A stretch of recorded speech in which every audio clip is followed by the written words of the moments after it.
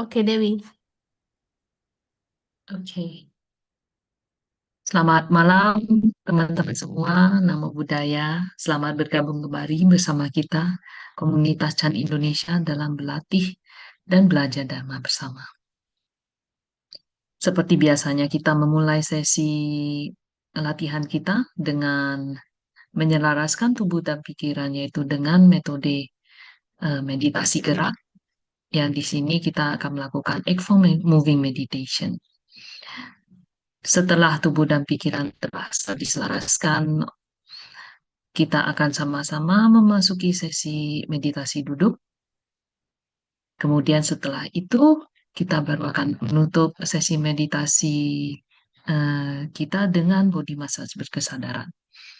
Setelah itu baru kita akan sama-sama mengundang guru kita Koyen Sefu dari Dharma Mountain Retreat Center untuk memberikan kita Dharma Teaching, yang topiknya yaitu platform Sutra. Langsung saja kita memulai latihan kita malam ini dengan Akvo Moving Meditation. Selamat berlatih teman-teman. Namo Buddhaya.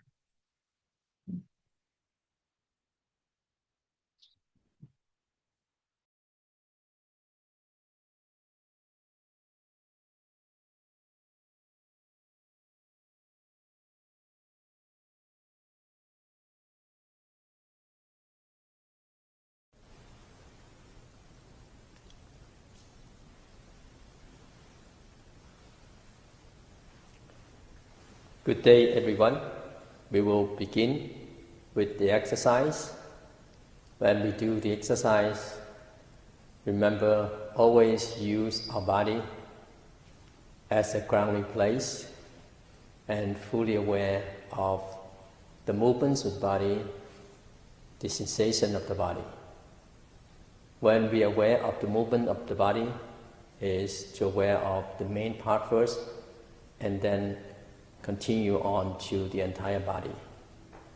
So we will begin with the warm-up exercise. First of all, stand with feet apart, and the width of the feet is the same with the width of our shoulders, and our feet are parallel.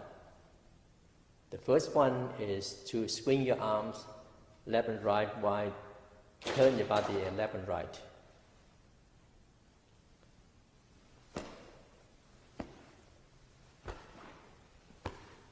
One hand will tap on the shoulder, and the other hand will tap on the back.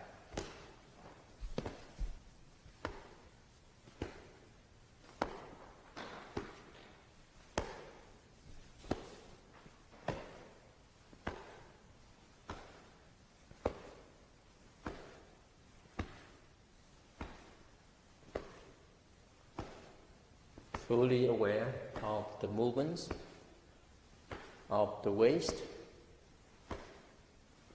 the movements of our arms and palms, and aware of the movements of the entire body.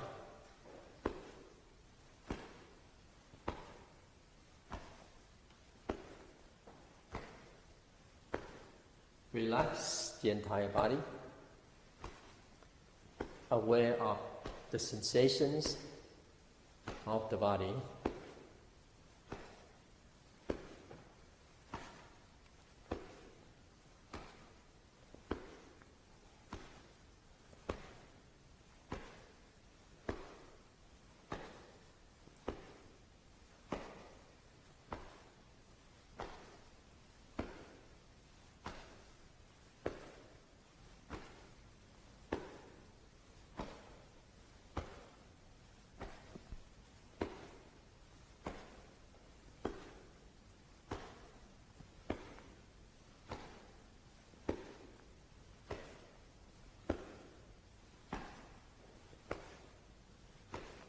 If you're thinking of something else, aware of it and return to your body. Your body is a grounding place.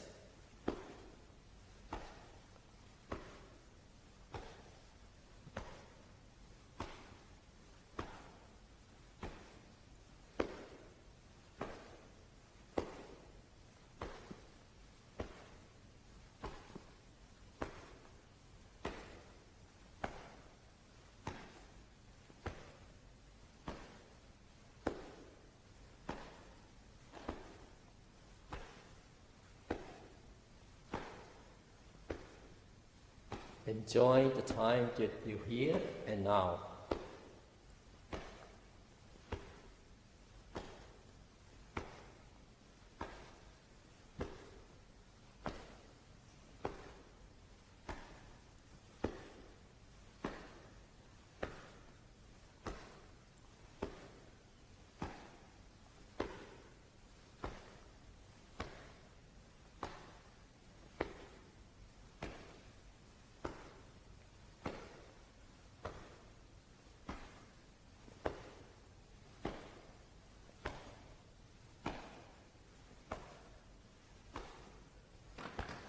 Gently come to a pause, feet together, join your palms. Next is the waist movement. Stand with feet apart, parallel and shoulder width.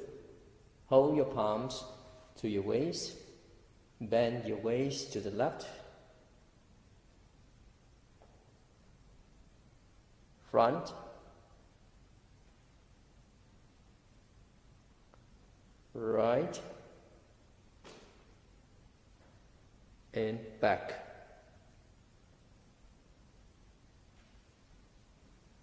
Rotate your waist 360 degrees.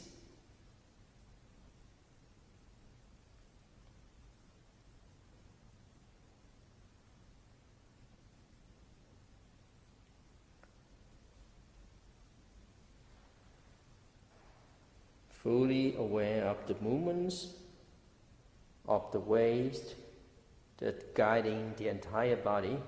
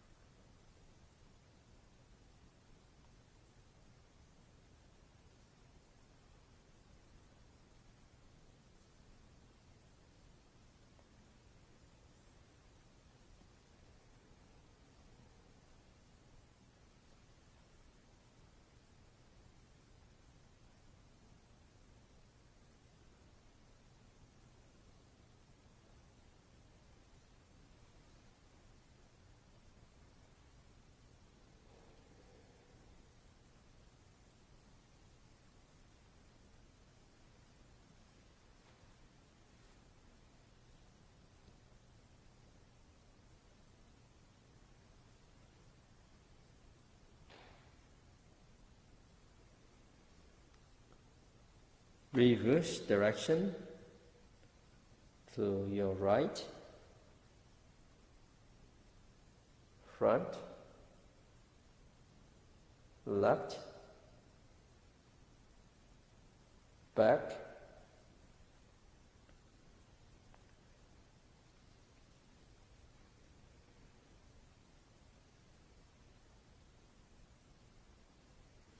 your movements are very smooth, gentle, relaxed.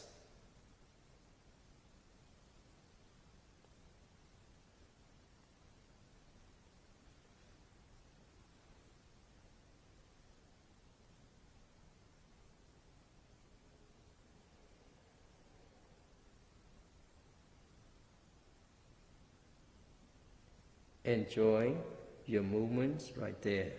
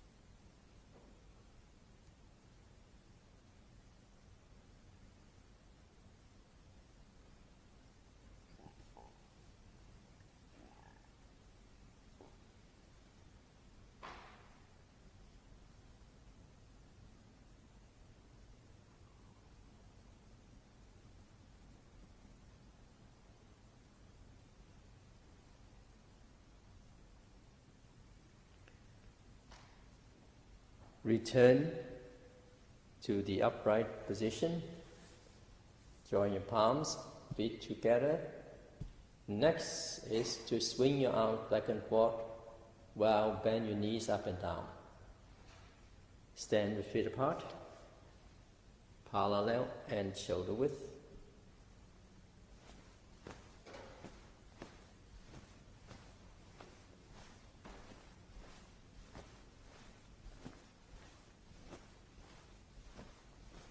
Aware of the movements of your arms. While swing your arms, try so that your arm is not higher than the shoulder.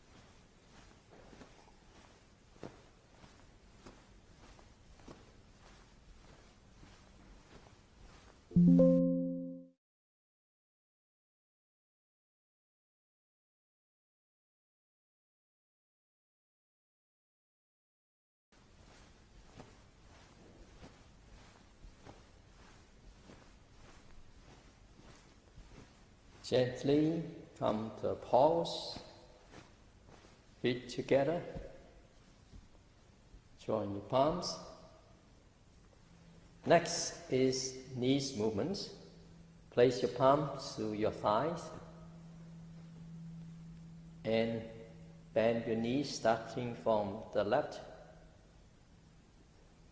down, right and up. When bending down a little bit, your upper body will also slightly bend down.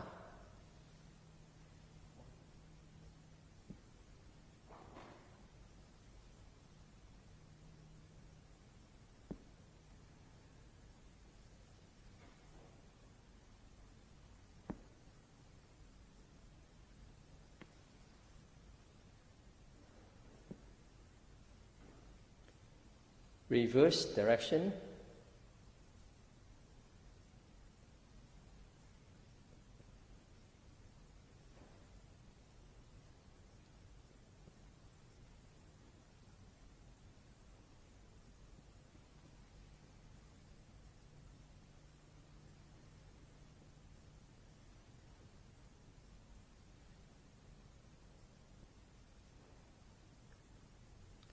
Return to the upright position. Next is extend left and right. Stand so that your feet forming a V and join your palms. Step to the left. Extend your arms. Your head also turn to the direction of the left. Now, first of all, the knees that in the front should not be over the tips of your toes. The second thing is that the two arms are in the same level, not that one is higher than the other. Return. Right.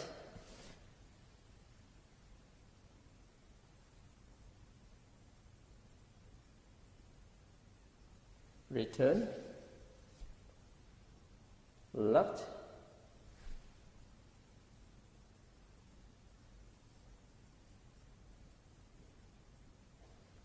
Return. Right.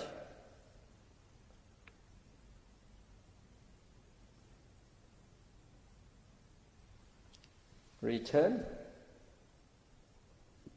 Left.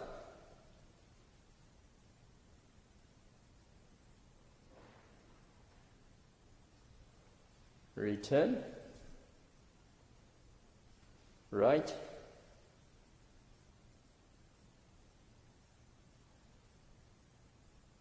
Return. Join your palms. Bow.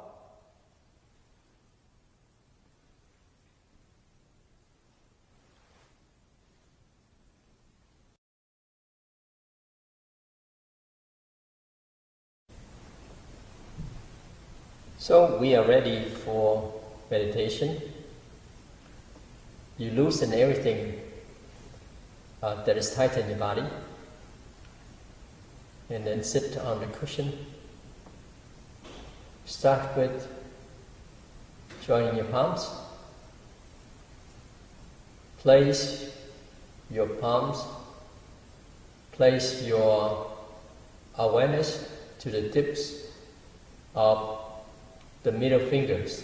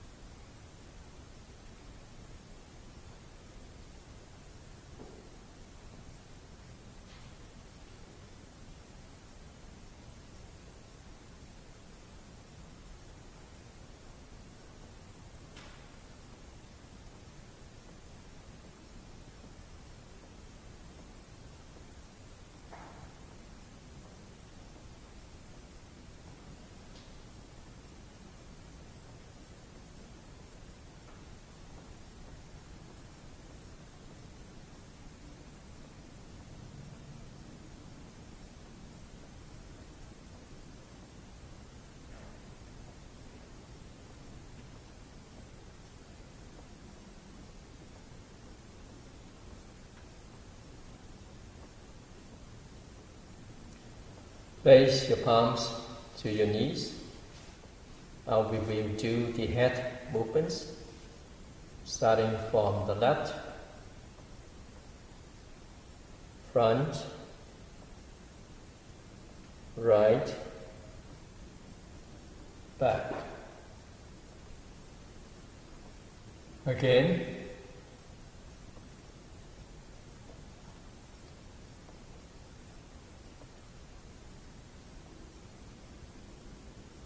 And again.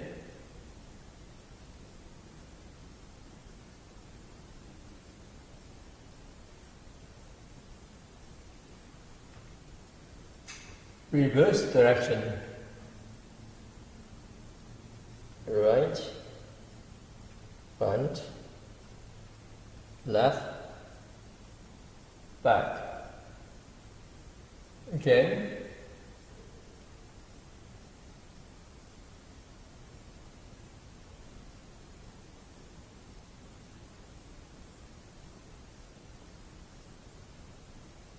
And again.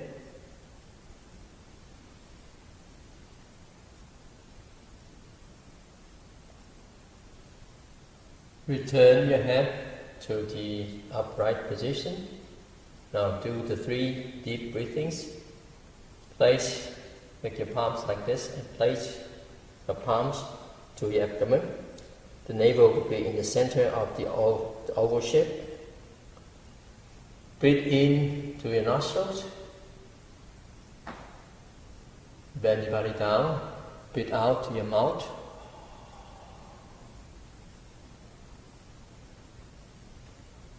Up, breathe in.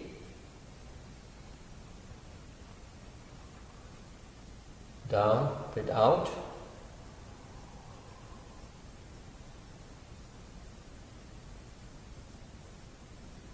Up, breathe in.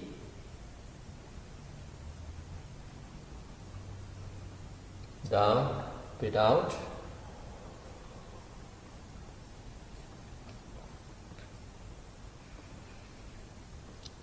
And up. Readjust posture. Sit correctly.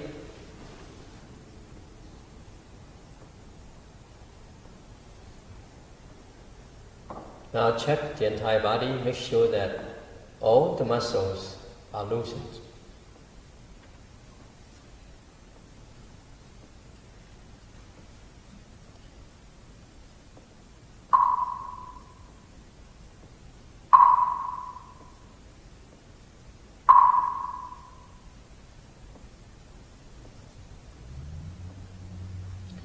Once your muscles are loosened, then you use the scanning method. When scanned, then you're just aware of that part. Whatever that sensation are, just notice or just aware, that's enough. Start with your hair, where they in contact with the skin of your skull, aware of that part.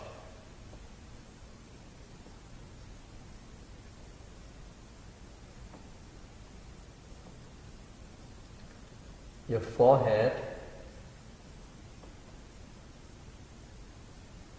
aware of the sensation of the skin of your forehead.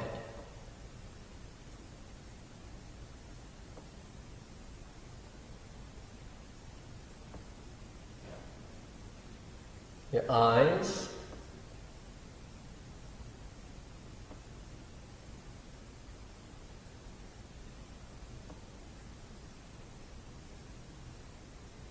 your cheeks,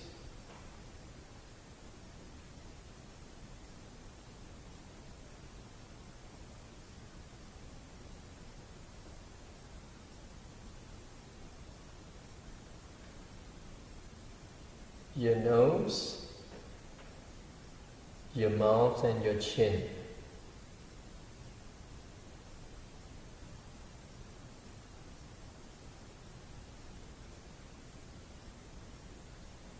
And then to your neck, the skin, the muscles of your neck.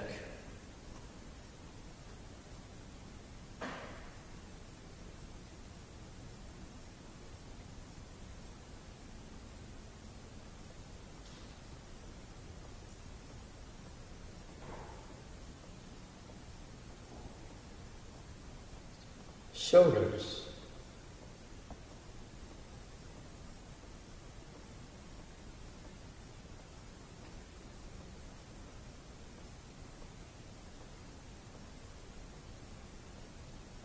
upper arms,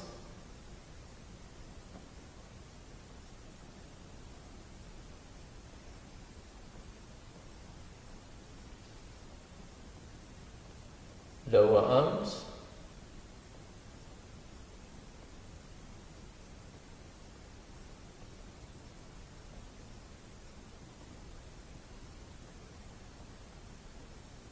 your palms, fingers,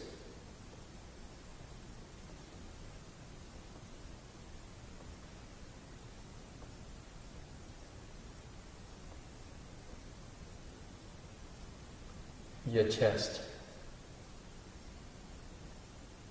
the skin, the muscles of your chest.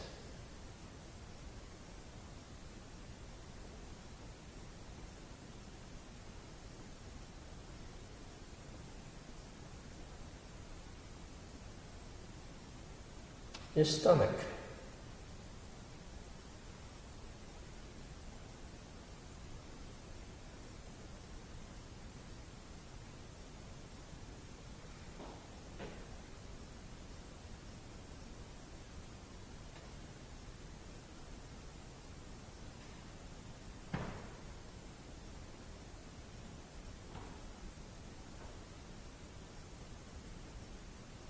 your back,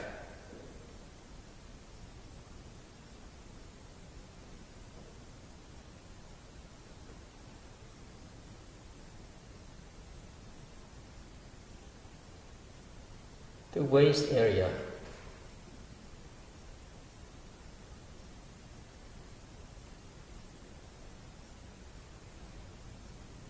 your buttocks, the touching feeling of the buttocks to the cushion.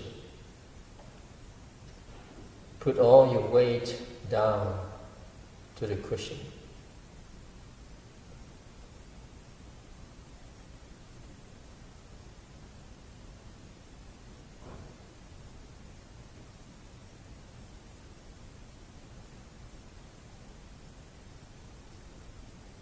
Your thighs,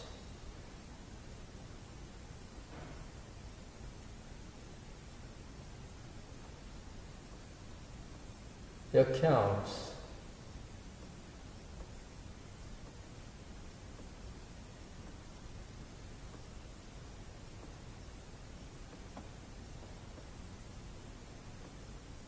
your feet,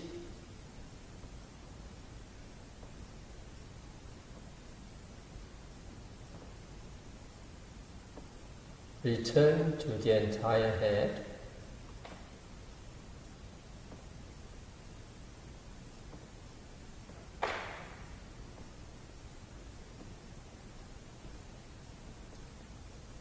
your upper body,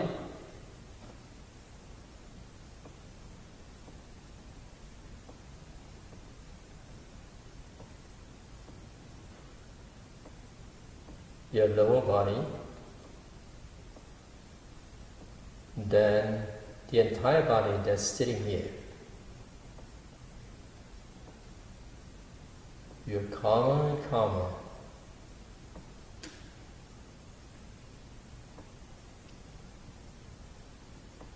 You may observe your breath. Just observe to see how it works.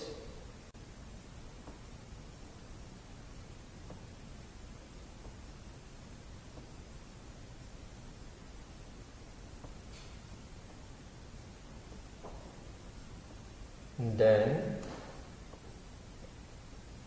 very naturally, you will follow your breath. through your nostrils.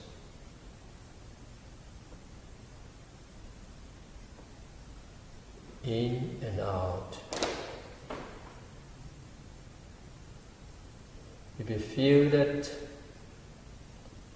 you want to use the counting method, then go ahead. Count your breath from 1 to 10. If you have the method that you're most familiar with, then just use it.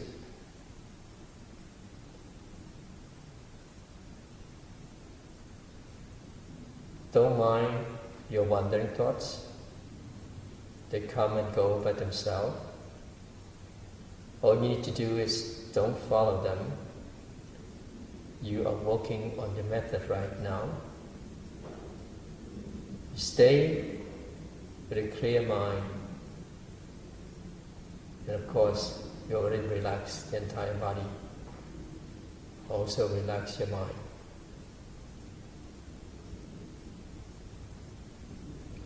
Just pick up your method again and again. Please continue.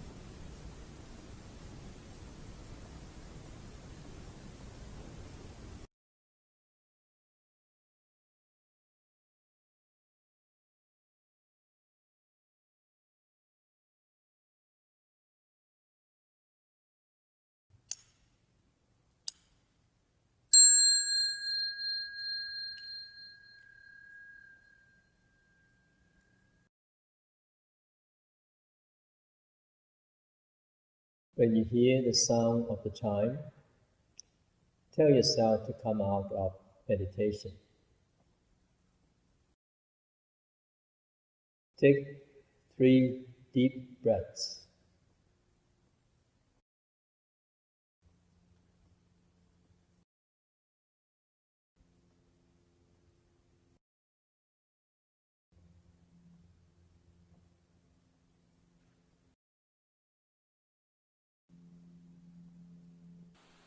Move your fingers. Slightly move your body. Gently join your palms. Place your palms to your knees and rotate your body from small circles to bigger circles.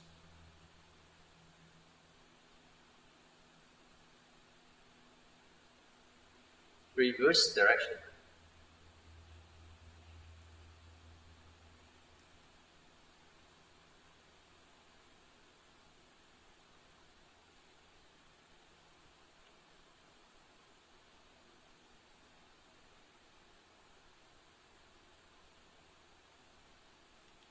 And massage.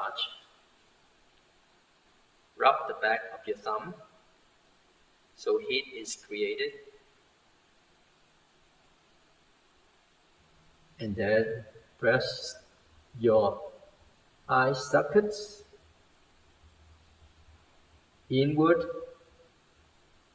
to outward.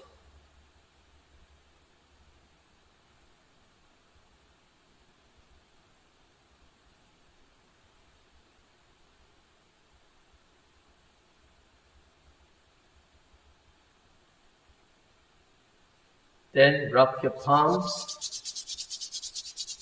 Heat is created. Put to your eyes. Release. Again.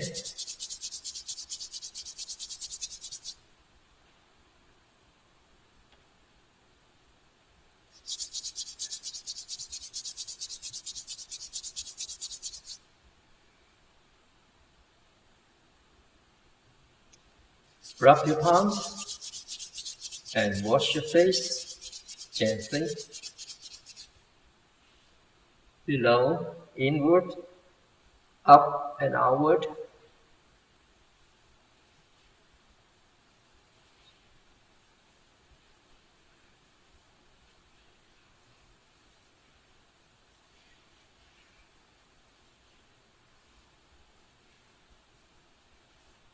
And then place your palms like this.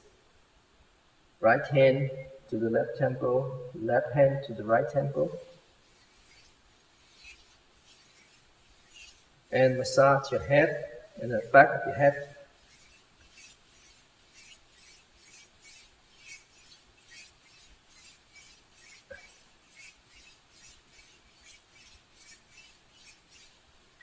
And then massage your entire head.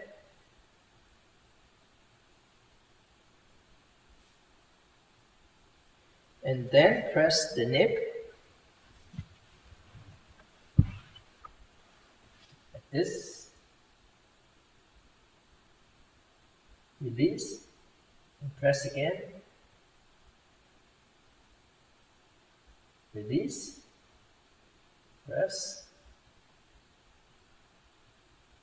release. And then place your palm to the back of your head and slide down to your neck.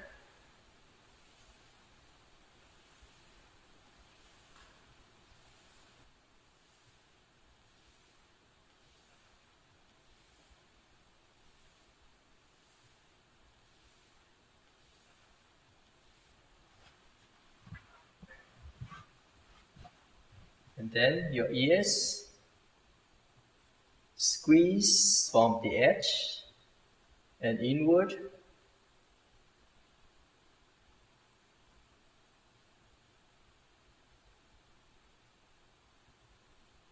And use your index finger to press here, this middle part of your ear. slightly press and then step it out.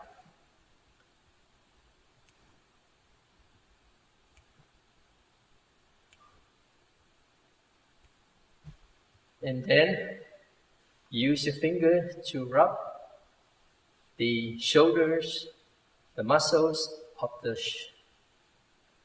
left shoulder, and rub the shoulder joint.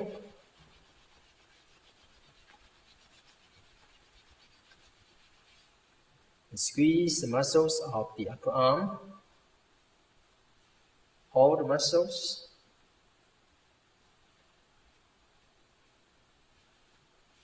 Rub the elbow. And then also inward. And then they squeeze the muscles of the lower arm.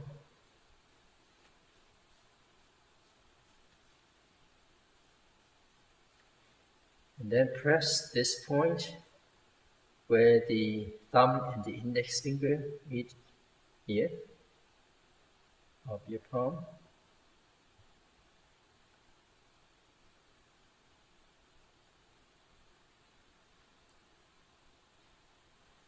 On the other side,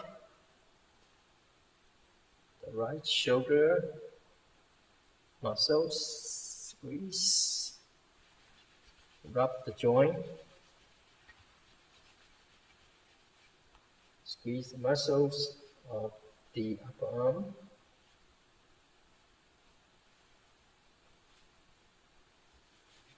elbow, inward, lower arm,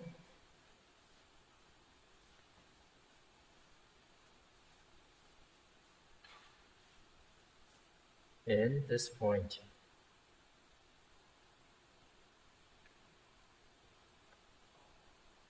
Your chest, one direction first, reverse direction, and then the armpits slide down to the abdomen.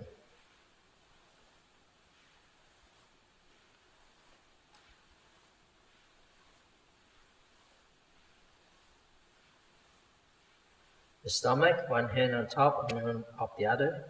Just do one direction. Start from the left, down, right, up.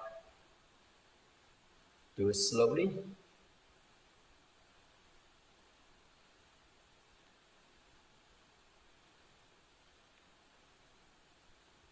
Just one direction. Now in the back, you grab the back where it's hard to reach.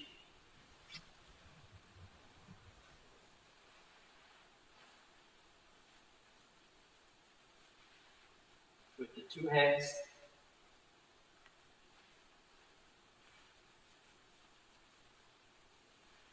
then use your knuckles of the fingers here to press the shoulder blade on the side, and then the other side.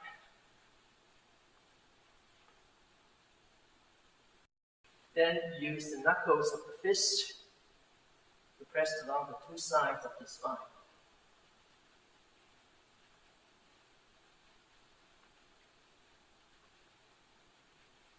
Then use the back of your palms, rub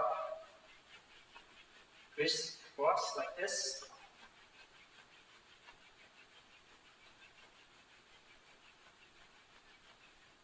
Then use your palm to rub the lower back up and down like this.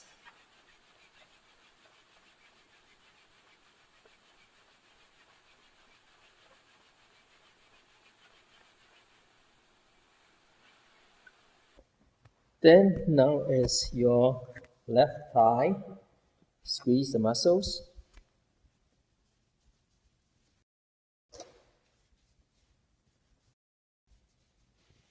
The knee.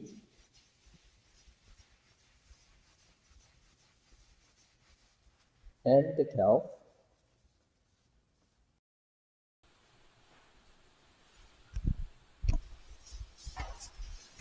Now you find the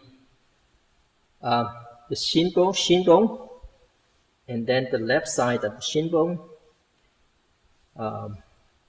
Use your left hand, place to your knee, and then the ring finger will point to the middle finger will point to the shin bone, and then the ring finger, below, two fingers below. You find that groove, and you press, and you press, and you press, and then you press down.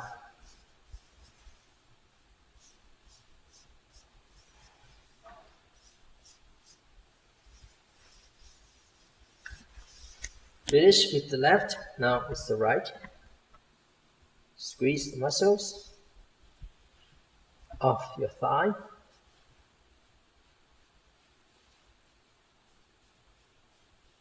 And then the knee.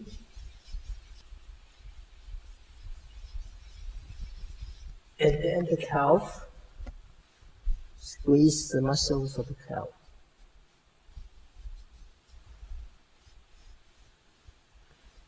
And find the right side, the right groove of the shin bone. Press, press, press, and press down.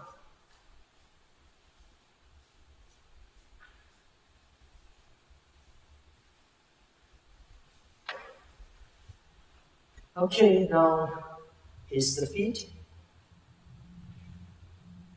Stretch the feet toward you, away from you, toward you, away from you, toward you, away from you, toward you, away from you. Rotate your feet. One direction first.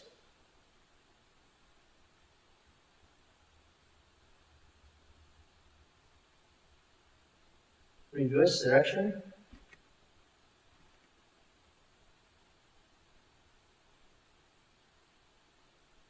And then your toes, grab your toes, reverse, grab your toes, reverse, grab your toes, reverse, grab your toes, reverse, relax, and finish.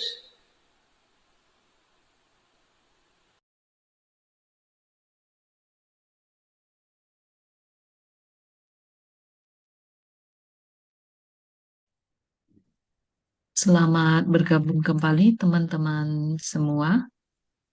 Telah tiba saatnya kita memasuki sesi Dharma teaching yang akan diberikan oleh guru kita, Koyen Sefu dari Dharma Mountain Retreat Center, yang topik pembahasannya adalah mengenai platform sutra, pembahasan platform sutra. Sambungan dari pembahasan tersebut, saya mengundang teman-teman semua untuk dipersilahkan membuka videonya. I invite every one of us to please turn on the video. And let's join our palm together and bow to Koyen Shifu. Bow. Omitofo, Koyen Shifu. Good day, everyone. Good night, This is Medan. Okay, today is Thursday, April 9, 2026. We continue on the talk of Platform Sutra in the chapter of Samadhi and Wisdom. Last time we ended with the paragraph, two paragraphs like this. If you can understand what is meant by worldly dust. So this word worldly dust refer to our fixations. What is meant by wrong view? And what is meant by delusive thinking? that is enough. If you expect that you will never be moved by worldly dust, never give rise to the slightest wrong view, and never have a single deluded thought, that is not something we can realistically accomplish. Only after great thorough awakening can such a goal be fulfilled. For now, it is enough that we understand. Yes, once we understand, then at least we can learn how to handle the vexations of daily life and how to reduce them. That is the practical benefit we can take from this teaching. And the talk ended on March 19, 2026. So let's continue.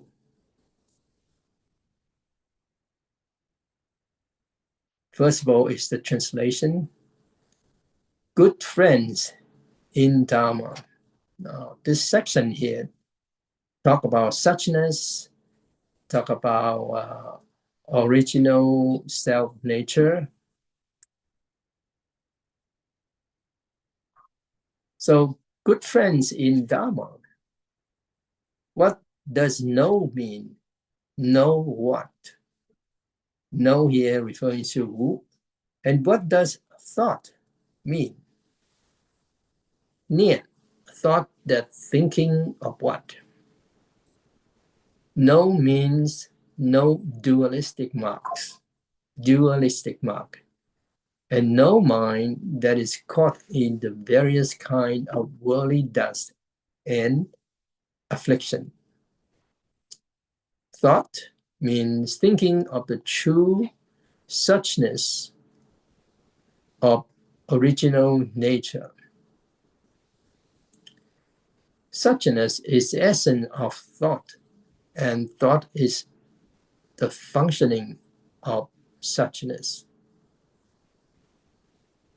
Thought arising from the self-nature of suchness does not come from the eye, ear, nose, or tongue. Because suchness has its own nature, it can give rise to thought. If suchness were absent, then in that very moment, the eye and ear and form and sound would lose their function. Good friends, thought arises from the self-nature of suchness. Although the six faculties still having seeing, hearing, sensing, and knowing, they are not stained by the myriad environments, and the true nature remains constantly free and at ease. Therefore, it is said, one can skillfully discern the characteristics of all dharmas, yet remain unmoved in the highest truth. So that is the translation. Now, this section here, it's kind of profound, it's kind of deep. And let's go further in the plain explanation. It goes like this. Good friends, what does know refer to? And what does thought refer to? When we speak of know, we mean leaving behind and transcending dualistic opposites. Now again, this word dualistic opposite, such as arising and ceasing, existence and non-existence, right and wrong, and leaving behind the various afflictive minds that come from discrimination and grasping. When we speak of thought, we mean that the mind's activity is in accord with the true nature of Buddha nature, suchness. So suchness is the essence of thought, and thought is the functioning of suchness. This means thought that arise from the self-nature of suchness are wisdom functioning as no thought.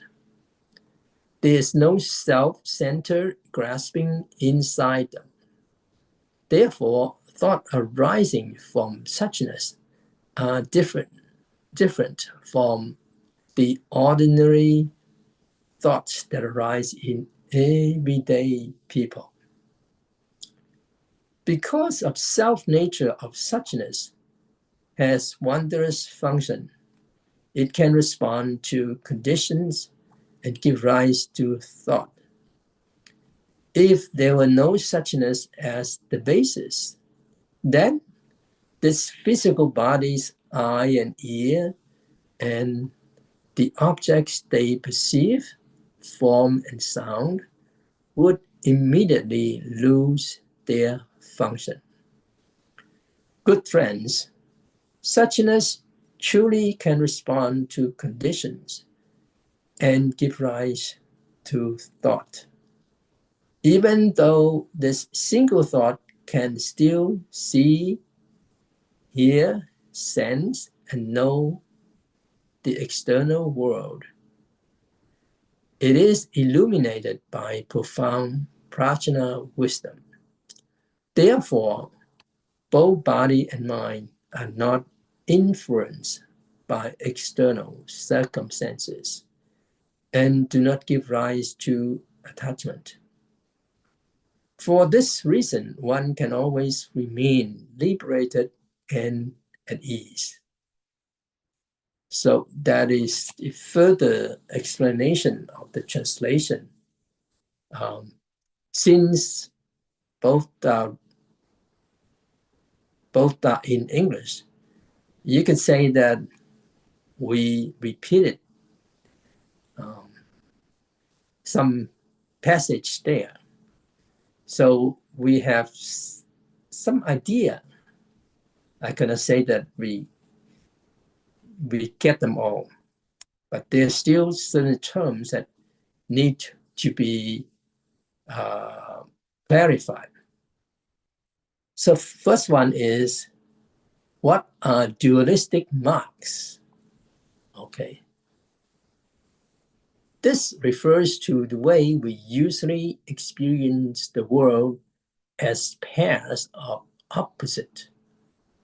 Sentient beings become lost within these dualistic appearances, say beauty and ugliness, right and wrong, arising and ceasing, existence and non-existence, emptiness and form, self and others, inside and outside, purity and defilement, favorable and unfavorable conditions, and so on.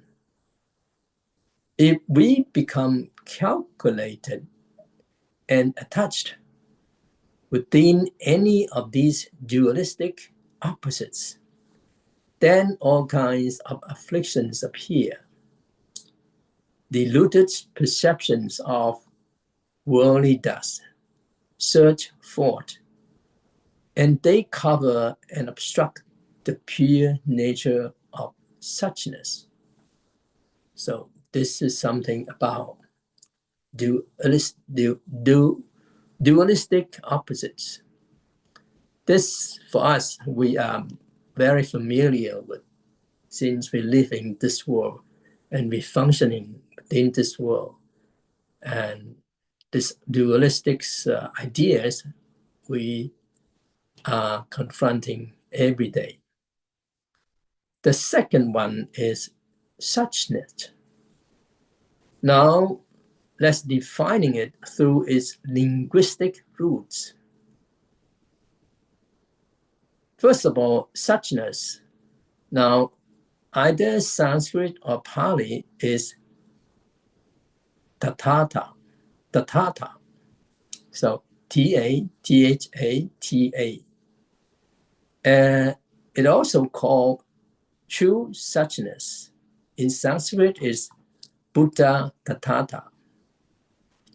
B-H-U-T-A, T-A-T-H-A-T-A is also translated as it really is, or thusness, or suchness itself, or even originally without. So here you can see that even with this suchness here, already we have 1, 2, 3, 4, at least 4 terms here.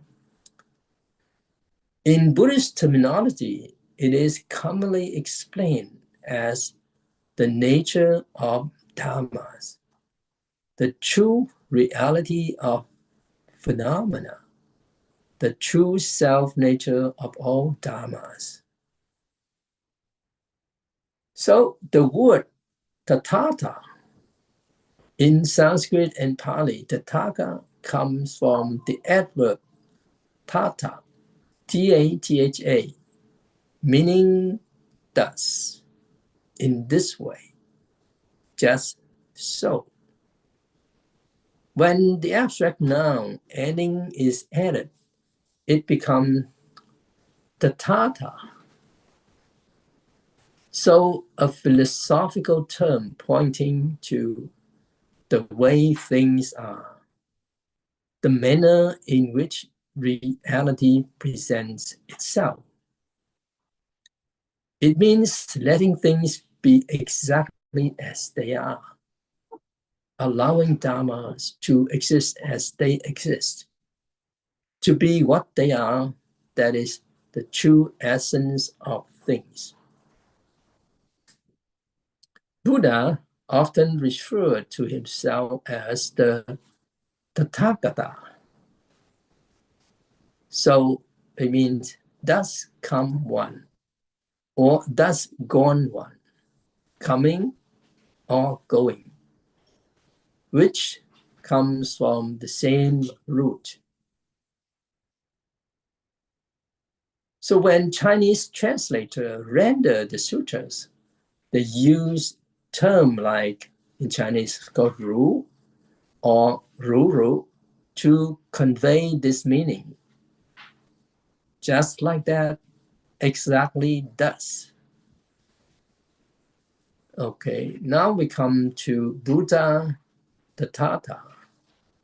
This term appears in extant Sanskrit version of the Diamond Sutra and can be translated as real suchness, true suchness, or suchness of real nature. It corresponds to what some Mahayana texts call suchness of true reality.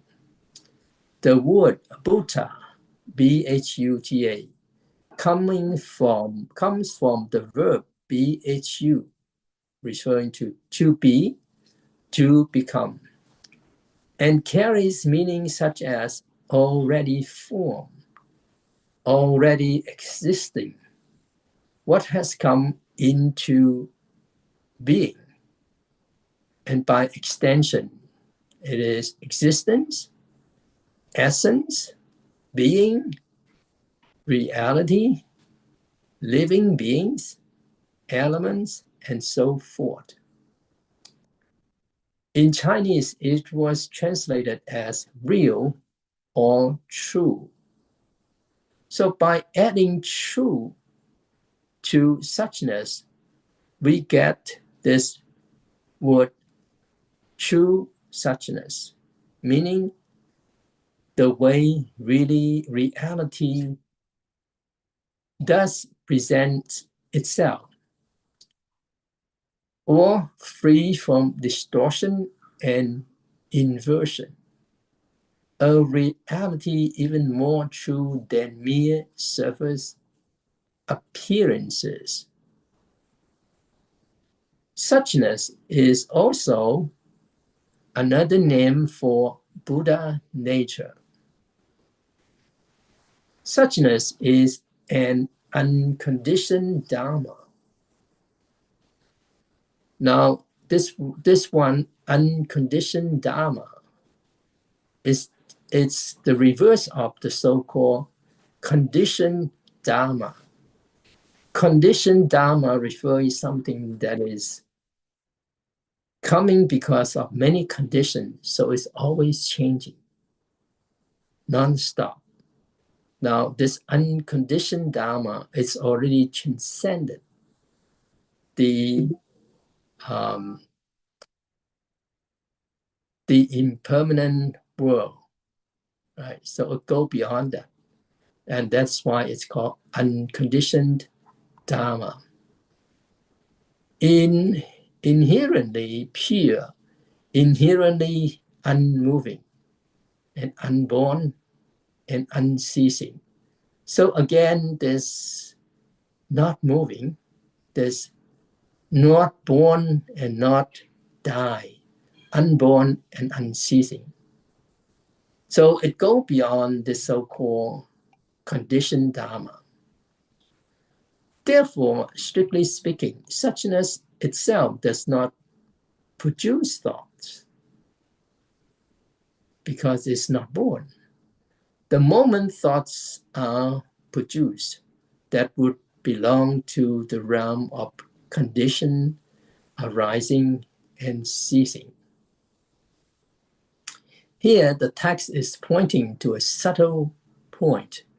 Suchness is unmoving itself, yet it can be spoken of as giving rise to thoughts in terms of functioning, responding to condition without being stained.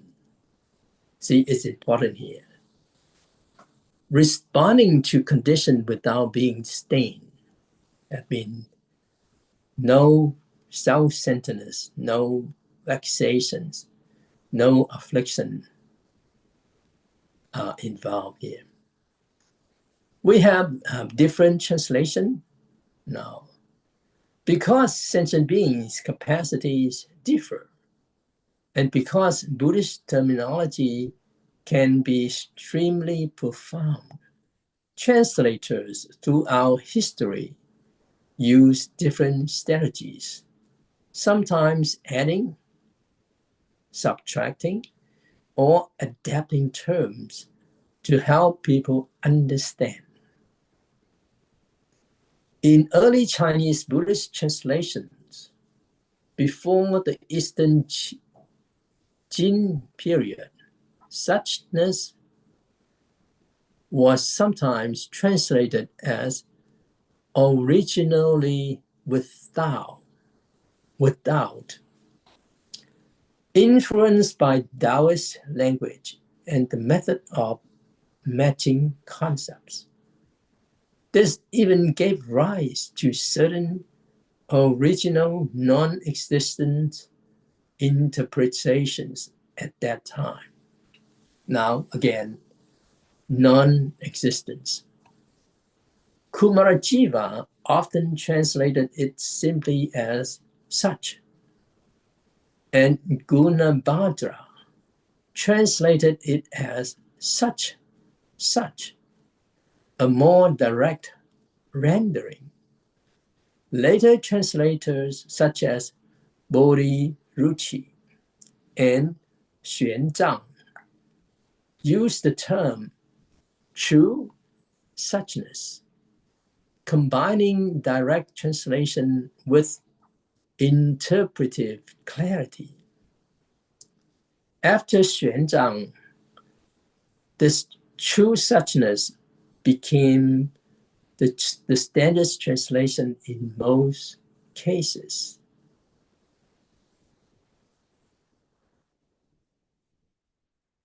Further on, we talk about synonyms and related terms. In Buddhism, the term suchness is used to describe the true reality of all dharmas, the way things truly are. Because different Buddhist schools explain this idea from different perspectives, several other terms are often used with a similar meaning. These include Dharma nature, ultimate reality, true reality or true mark, true reality, as an essential nature, svabhava, the Dharma realm, the Dharma body, true nature.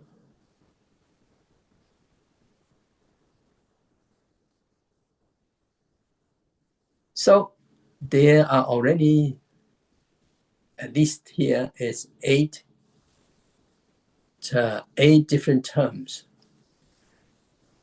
These expressions are frequently used as synonym for suchness, depending on the doctrinal context. According to the interpretations of different Buddhist traditions, suchness is sometimes identified with specific doctrinal concept. For example, the Madhyamika middle way school equates suchness with emptiness, sunyata. The Tathagata Garbha tradition equates suchness with the Tathagata Garbha, or Buddha nature. The Tiantai school, based on its interpretation of the Lotus Sutra, further summarize reality as the 10 suchness.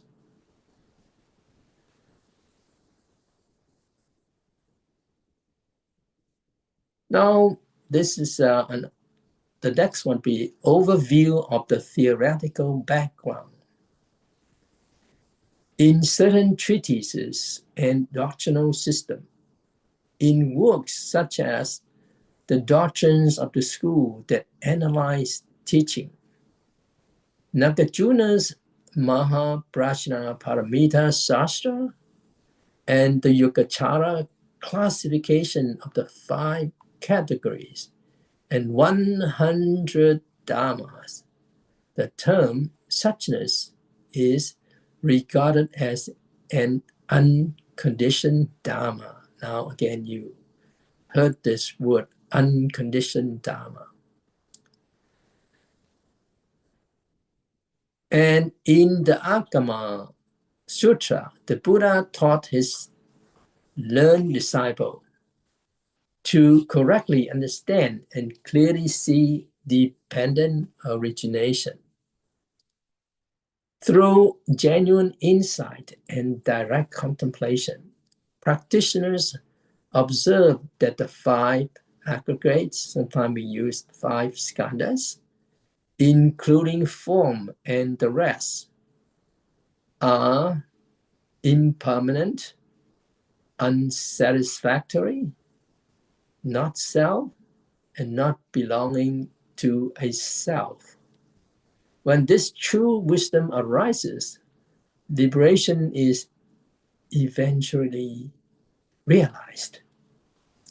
Because the true nature of phenomena is difficult to describe with language, it is sometimes expressed with terms such as thusness, as it really is, the suchness of dharmas, or the natural way things are.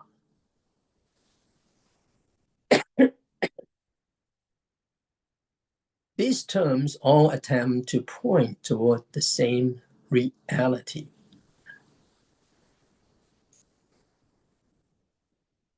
During the period of early Buddhist schools, different interpretations emerged regarding the result of directly observing reality. For example, in the Samyukta Agama, transmitted by the Sarvastivada school, dependent origination is described as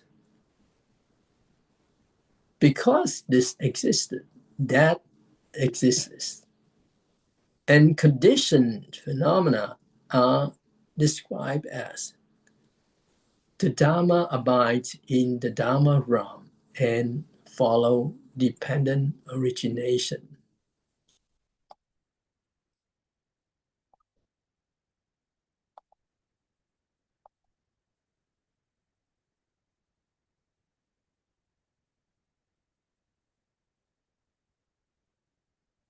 However, the other textual traditions, such as versions found in the Samyukta Nikaya and the Dhammaskanda, describe dependent origination somewhat differently, emphasizing the conditions and impermanent nature of phenomena. Later commentaries, such as the Mahavibhasa, debated these interpretations and criticized views that regarded dependent origination itself as unconditioned. Some doctrinal records from early Buddhist sects listed several types of unconditioned dharmas, including different forms of suchness, such as the suchness of goodness, the suchness of evil, the suchness of neutrality, the suchness of the path, and the suchness of conditioned arising. Later scholars note that some early Buddhist schools, such as Uttarapataka tradition, already proposed doctrines concerning suchness of Dharma, treating it as an unconditioned reality. A more detailed discussion of the suchness appears in the Samdhinimochana Sutra, which describes 7 kinds of suchness, including the suchness of cyclic existence, the suchness of characteristics, the suchness of discrimination, the suchness of establishment, the suchness of wrong conduct, the suchness of purity, and the suchness of correct practice. In Xuanzang's translation, one of these, the suchness of discrimination, is also translated as the suchness of mind. In the Yogacara Bhumi Sastras, suchness is described as the object realized through transformation of the basis. When this transformation is fully accomplished, it is called the Dharma body of the Tathagata. The Ratna Gota Vibhaga Uttaratantra further explains that the Tathagata Gaba is suchness that is still covered by defilements, while the Dharma body of the Buddha is suchness completely free from defilement. So far with just these 2 terms. Okay, suchness. Now let's talk about Dharma. So in the Platform Sutra, what is the practical principle behind no thought? So this referring to application. The meaning of no thought can be understood in this way. No means no dualistic marks. Very important. It doesn't mean that you don't have thought at all, but it means no dualistic marks. Thought means contemplating suchness, the true nature. Suchness is the essence of thought, while thought is a function of suchness. In other words, thought is the functioning of original nature. So this no here, the Wu here, has two main meanings. Its first is free from dualistic opposites. The second one is freedom from the mind of worldly dust and afflictions. So, but what do these actually mean? First of all, it's a functioning of the dualistic marks. And our teacher gave an example. He said, Reese, a young woman came here to ordain. After only a few days, she wanted to go home. And our teacher asked her, why? She said, since coming here to ordain, everything is gone. She explained that she had originally practiced Buddha recitation. In her understanding, Buddha recitation meant that there should be something there. There is the Buddha. There is the Western Pure Land. There are all these things to rely on. But here in Dharma Mountain system, we practice Chan, and she felt that in Chan there's nothing. So she said, I originally came here to recite the Buddha's name, but after entering Chan, I discovered there is nothing here. I cannot accept that. Well, in reality, she simply could not let go. In Buddha's recitation practice, she felt there must be something. A Buddha, the Western Pure Land, a place to go. But in Chan practice, she heard that there is nothing to grasp. And so she became uneasy. So let's talk about this nothing. We all came today to listen to the Dharma talk. And suppose after hearing today's talk, you never come again. Why? Because we speak about nothing, right? But the Heart Sutra itself speaks about nothing. No wisdom, no attainment, no suffering, no cause, no cessation, no path, and so on. Because there's nothing to obtain. One attains unsurpassed complete enlightenment. This is a fundamental principle of Buddhism, not something unique to Chan. Even in the Pure Land tradition, the ultimate goal still leads to nothing to attain.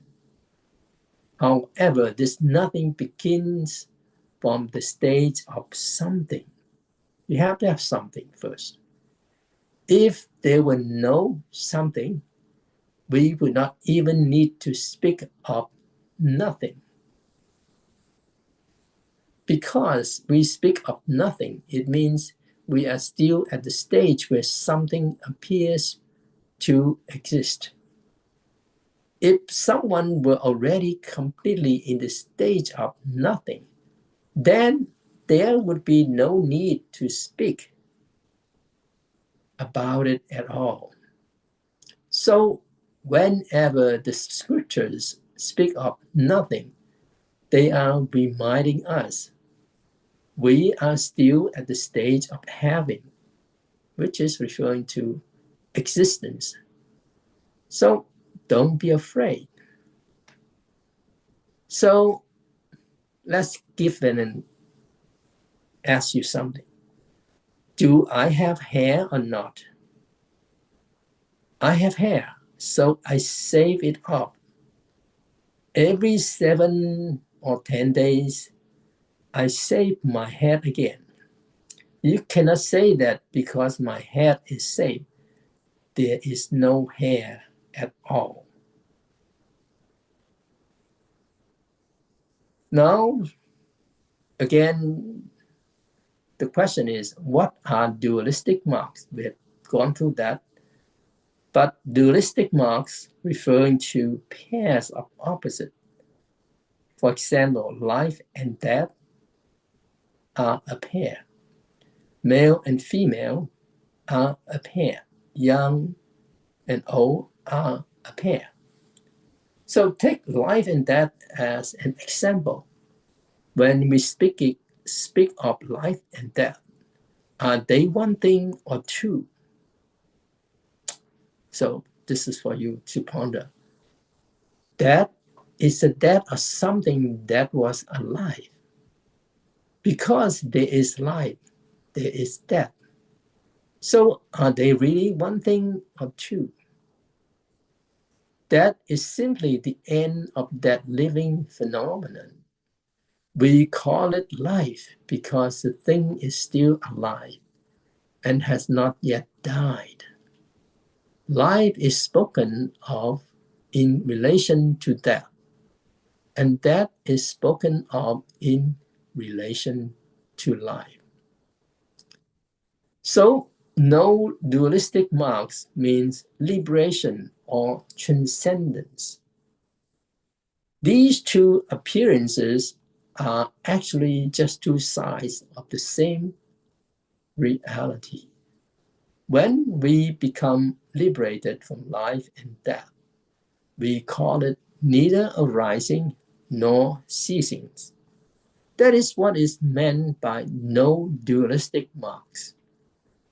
A liberated person can reach this state. However, even a liberated person's physical body will still die. For example, Sakyamuni Buddha had already attained liberation from birth and death when he realized Buddhahood.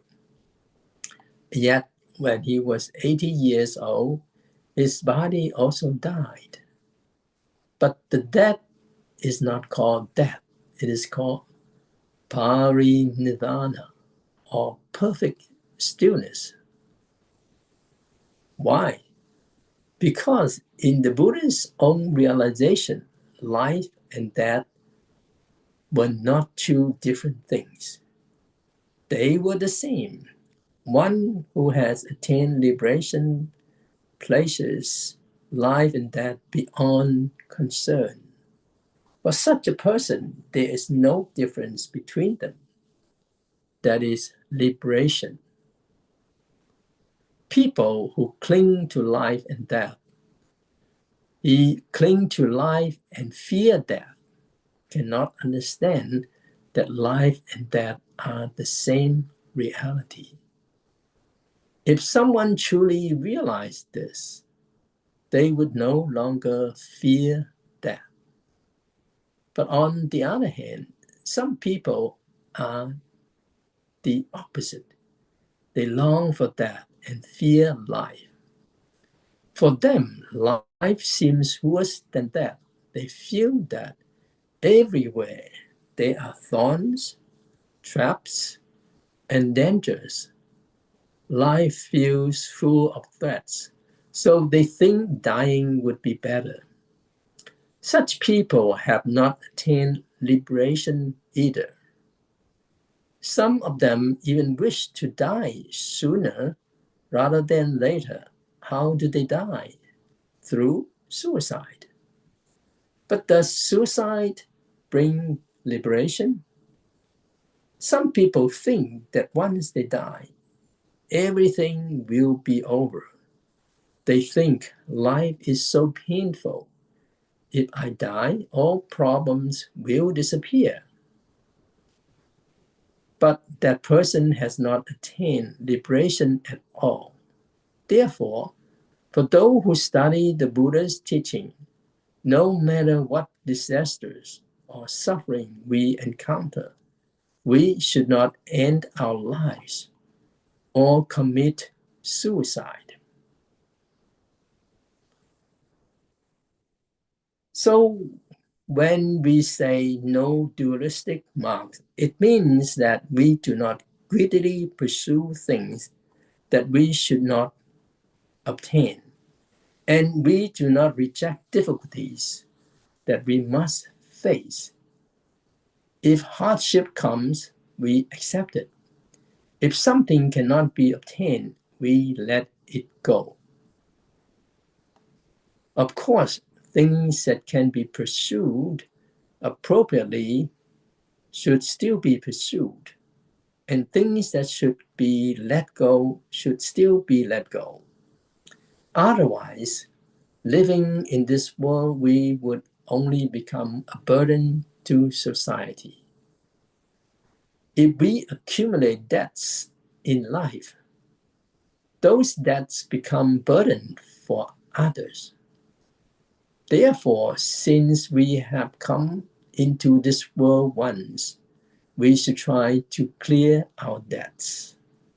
Better still, we should create benefit for others, serving society, helping sentient beings, and contributing to the welfare of others.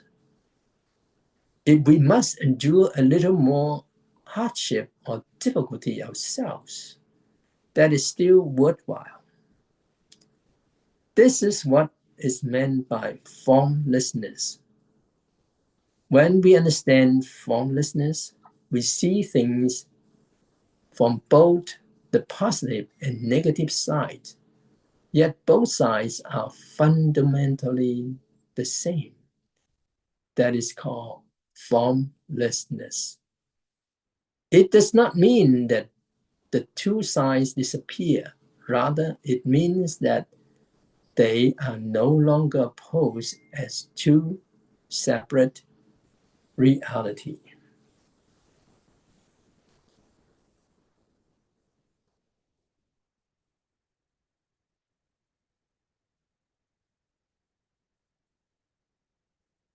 Okay, so I will stop here for this moment.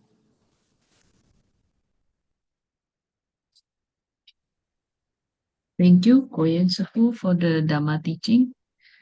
We have 16 minutes left. Should we proceed for breakout room, Sefu? Okay. Please dibantu si Shelton for the breakout room. So we'll be divided into groups. We can discuss about the topic. We will be discussing about today's topic in the group.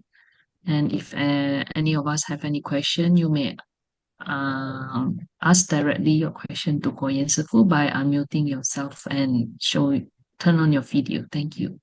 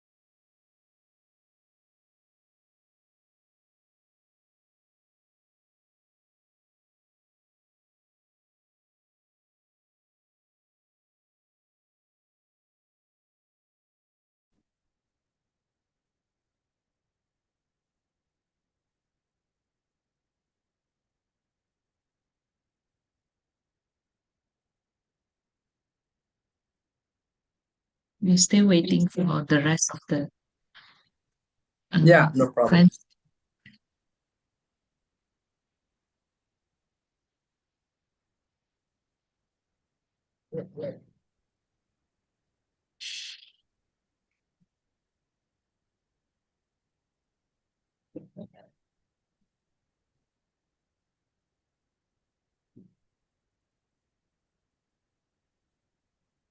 Welcome back teman-teman semua.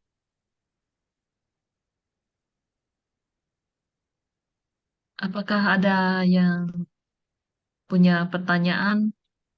Silahkan langsung saja ditanya. Oke, saya tanya ya. Halo, Shifu. Oke, silahkan. Hai, Agus Pusat. Yes, Shifu. Mhm. Shifu, do you remember that Sekung not too frequent, but a few times, also in his books, he mentioned the other option method of practice, that is contemplating on emptiness or contemplating on middle way. He discussed direct contemplation. If I'm not mistaken, he discussed this in his silent illumination retreat. So, although his major method is Vato and silent illumination, and then to support the practice of silent illumination, he also give us direct contemplation. Direct contemplation and then just sitting. And then he also give another option, that is contemplating on emptiness or contemplating on middle way. Do you remember, Sepu? Or my question is actually, can we relate this contemplating on emptiness or contemplating in middle way with this topic tonight? That my question. So thank you. Yes, of course, it is related. Since this talk here, we put plenty of time in talking about this non-dualistic, and then talking about this non-arising and ceasing.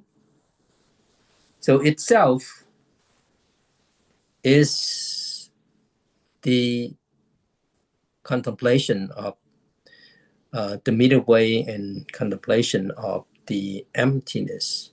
Yeah.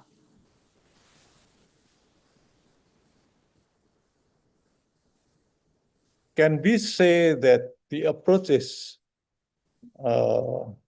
somehow, if I try to connect with that kind of practice of Wu and Wato, that means the approach is we are contemplating the not this, not that. So no. Whatever we encounter, our attitude is no. Can we say like that? Well, if you want to relate it to the Huatou practice, although it is questioning that is pointing to original face or pointing to emptiness or no or Wu, but in the practice itself is the inquiry of the questioning of what exactly is this original face. So that practice, that approach is questioning rather than finding the meaning of it. Yeah. And that is unique about this practice of Hua method. Okay, Shifu, thank you, Shifu. Okay, you're welcome.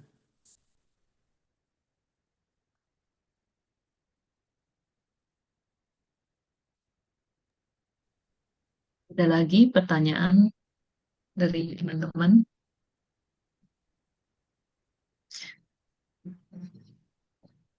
Jika tidak ada, if there's no more question, shall we proceed for the transfer merit, Shifu? Yes, please. Tolong dibantu si Shelton, thank you. So please join your palms. We pray for the flourishing Buddha Dharma, for peace in the world, for the joy and contentment of all people, for the freedom and ease of body and mind. May sentient beings depart from suffering. May the vows of the donors be fulfilled. 回向佛法兴隆，世界和平，人民安乐，身心自在，众生离苦，施主愿遂。Thank you, everyone. Bow.